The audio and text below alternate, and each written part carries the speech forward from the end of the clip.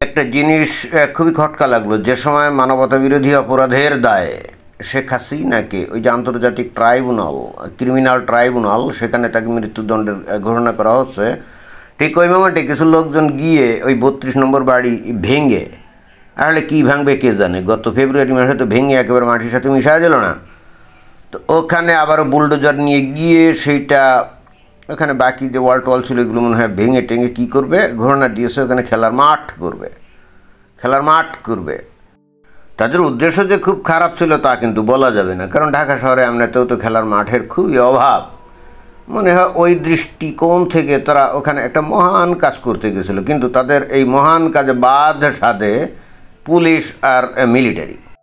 দেখলাম এই যে ভিডিওতে দেখা যাচ্ছে, যে দেখলাম যে পুলিশ এবং মিলিটারি তারা কি করছে, ওই জায়গায় যে আগে যে বাড়ি যেটা ছিল সেটা তো ভাঙচুর করে ওখানে ইট বা ইট এরকম ভাঙাচুরা ইটের টুকা ছিল, আর মনে হয় এক একটা দেয়াল ওয়াল টোয়াল কিছু থাকতে পারে, তো ওইগুলো রক্ষার জন্যে এখন ওইগুলো আবার কী রক্ষা করতে গেলো এটা তো বুঝলাম না, মানে ওইগুলো রক্ষার কী আছে, ওটা তো আগেই ভেঙে খান করে ফেলা হয়েছে, তাই না?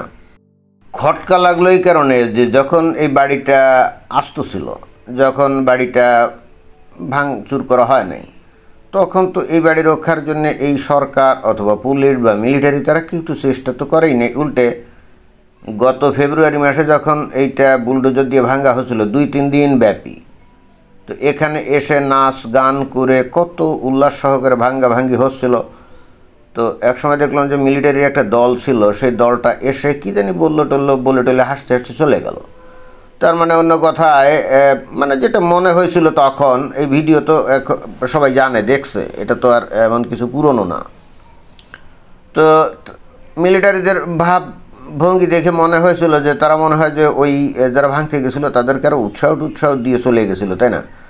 তো জাস্ট কয়েক মাস আগে যে সেনাবাহিনী বস্তুত সহযোগিতাই করছিল বাড়িটা ভাঙ্গার ব্যাপারে, সে একই সেনাবাহিনী এখন ভেঙে ফেলা ওই যে টুকরা টাকরা যা কিছু আছে সেইগুলো রক্ষার জন্য এখানে একেবারে সেই উত্তেজিত তৌহিদি জনতা তাদের উপরে লাঠিসোঁটা নিয়ে ঝাঁপিয়ে পড়লো কেন বুঝলাম না। তারপরে দেখলাম যে ওই এক্সক্যাভেটার নাকি বুলডোজার, এক্সক্যাভেটার যেগুলো নিয়ে গেছিলো সেগুলো দেখলাম যে টিটের ভেঙে ফেলছে, অর্থাৎ ওইটা যাতে আর সহজে চালাচালি করা না যায়।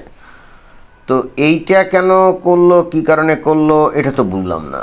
হঠাৎ করে কি তাহলে এই যে সেনাবাহিনী বা পুলিশ বাহিনী এদের মধ্যে, এবং একই সাথে এই যে বর্তমানে যে অন্তর্বর্তীকালীন সরকার, কারণ তাদের নির্দেশ ছাড়া তো আর এরা কাজ করে নাই, তাই না? অর্থাৎ সরকারের উপর মহল থেকে তাদের উপরে নির্দেশ গেছে যে এইবার যেন ওই জায়গায় কোনো কেউ কিছু করতে না পারে, এবং সেই হেতুই তো মিলিটারি এবং পুলিশ ওখানে গিয়ে এটা বাধা দিচ্ছে। তো এখন প্রশ্ন হলো যে হঠাৎ করে এদের মধ্যে কি প্রচণ্ড রকম দেশপ্রেম তৈরি হয়ে গেল নাকি?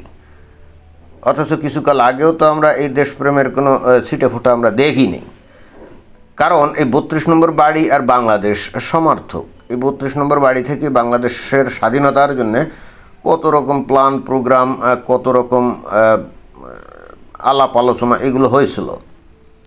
এবং এই 32 নম্বর বাড়িটা এখন কারো ব্যক্তিগত সম্পত্তিও না, এটা কিন্তু যদিও বঙ্গবন্ধুর বাড়ি, তাহলে ওয়ারিসানা সূত্রে এই শেখ হাসিনারই হওয়ার কথা, বাট উনি কিন্তু এটা বাংলাদেশ সরকারকে দান করে দিয়েছিলেন, এবং ওই জায়গায় একটা মিউজিয়াম ছিল, অর্থাৎ এটা সরকারি সম্পদ, অর্থাৎ বাংলাদেশের সম্পদ, এটা কিন্তু শেখ হাসিনার সম্পদ ছিল না।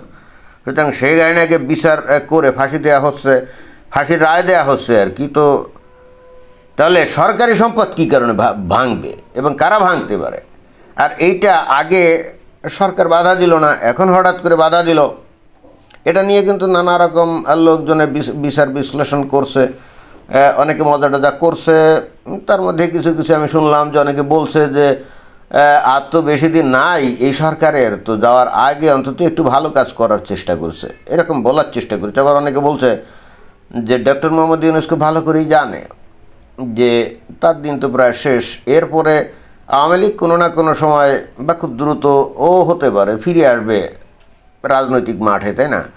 তো তখন এই ডক্টর মোহাম্মদ ইউনূসের যে সমস্ত যে গ্রামীণ ব্যাংক আছে না সারা বাংলাদেশে, এগুলোও ঠিক এইভাবেই ভাঙ্গাচুরা হবে, এরকমও অনেকে বললো আর কি। আবার কিছু কিছু লোক দেখলাম যে এটাও বলার চেষ্টা করলো, আমি বিভিন্ন লোকের বক্তব্য আমি শুনেছি, তো কিছু কিছু লোক এটাও বলার চেষ্টা করলো যে না, হঠাৎ করে সম্ভবত এখন পাপের প্রায়শ্চিত্ত করছে এই যে সেনাবাহিনী, কারণ এই সেনাবাহিনীর উপস্থিতিতেই তো এই বাড়িটা ভাঙ্গা হয়েছিল গত ফেব্রুয়ারি মাসে।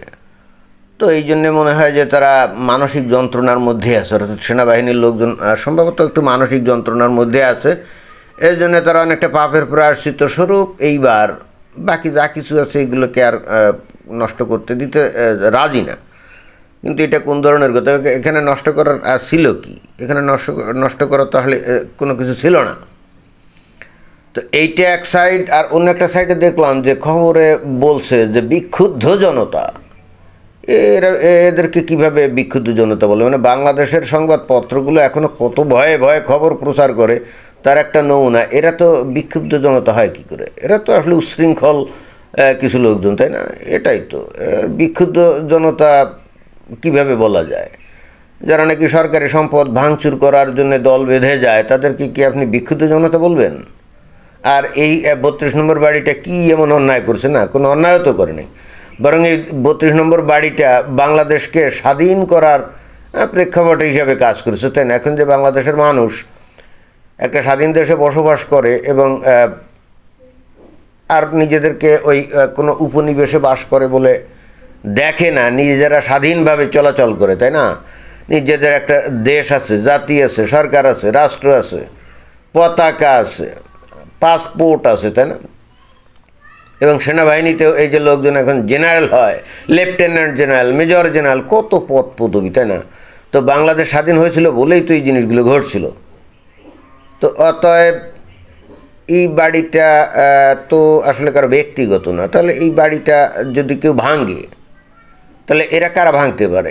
এগুলো কি বিক্ষুব্ধ জনতা ভাঙবে? না, তাদেরকে কীভাবে বিক্ষুব্ধ জনতা বলা যায়? তাদেরকে উচ্ছৃঙ্খল কিছু লোকজন যারা নাকি স্বাধীন বাংলাদেশে বিশ্বাস করে না, তাই না? এই 32 নম্বর বাড়িটার প্রতি সবচেয়ে বেশি রাগ থাকবে কাদের? যারা নাকি স্বাধীন বাংলাদেশকে বিশ্বাস করে না, এদেরই।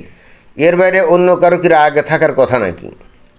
কিন্তু বিস্ময়ের ব্যাপার, যখন ওই যে ফেব্রুয়ারি মাসে যখন ভাঙ্গা হয়েছিল, তখন কিন্তু বিএনপির লোকজন, মানে যুবদল, ছাত্রদল বা বিএনপির লোকজন গিয়ে এক্সক্যাভেটার নিয়ে কিন্তু এটা ভাঙচুর করছিল, এবং তারা আবার স্লোগানও দিচ্ছিল, তারেক জিয়া কথা দিলাম 32 নম্বরের দখল নিলাম।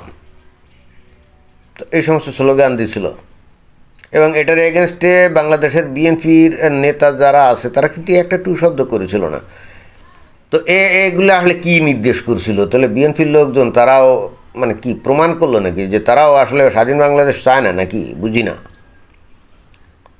বাংলাদেশ আসলে সব সম্ভবের দেশ। একটা জাতি কিভাবে মানে অন্ধ হয়ে নিজের অস্তিত্বকেই উপড়ে ফেলে, নিজের শিকড়কেই উপড়ে ফেলে দিতে চায় এবং নিজের স্বাধীনতাটাকে ভুলুণ্ঠিত করতে চায়, এটা বাংলাদেশের মানুষকে না দেখলে আসলে বোঝা যেত না। যে কোনো দেশের স্বাধীনতার যে ইতিহাস, ওই ইতিহাসের স্মৃতিচিহ্নগুলো তো অত্যন্ত যত্ন করে রেখে দেয়, কারণ ওইগুলোই মানুষের পরবর্তীতে মানে ওই জাতির সামনের দিকে এগিয়ে যাওয়ার প্রেরণা, তাই না? আর বাংলাদেশ কি করলো? তার স্বাধীনতার স্মৃতিচিহ্নগুলোকে ভেঙে চুরে খান খান করে দিয়ে তারা বুঝাতে চাইলো যে তারা স্বাধীনতা চায় না, তারা পরাধীন থাকতে চায়, তারা ওই যে আগে পাকিস্তানের সাথে ছিল না, আবার পাকিস্তান হয়ে যেতে চায়।